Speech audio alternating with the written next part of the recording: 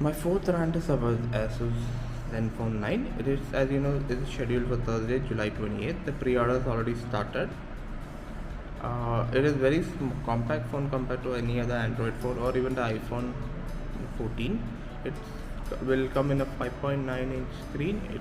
The dimensions are 146.6 into 68.2 into 9.45 millimeter and weighs at 165 grams. It has a 5.92-inch AMOLED screen with a full HD resolution of 1080p into 2400 resolution, 20:9 ratio with 120 Hz refresh rate. It has a Gorilla Victus screen.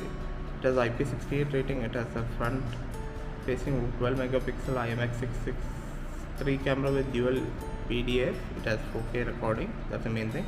It gets two cameras in the back. One is the 50 megapixel Sony IMX766 with 6-axis gimbal stabilization and 12 megapixel IMX368 sensor. The main camera can record 8K and it will have 4K 124 frames per second recording as well. It's powered on the 8 Gen Plus 1 chip.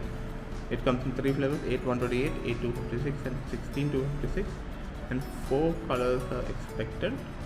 You'll get Wi-Fi 6E, Bluetooth 5.2, NFC, GPS. You get a headphone jack and a USB 3.0 slot.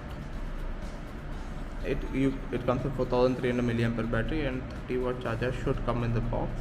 The fingerprint, unfortunately, previous generation had it on the screen. Now it's the side button. Maybe they just want to save space. The main problem I see with this phone is the pricing. It's supposed to be $800 in Europe. So anyhow, it's good to see Asus. They have to improve the update policy. Just 2 years. It's actually very good. Anyhow, like, share and subscribe for more such videos. Thank you.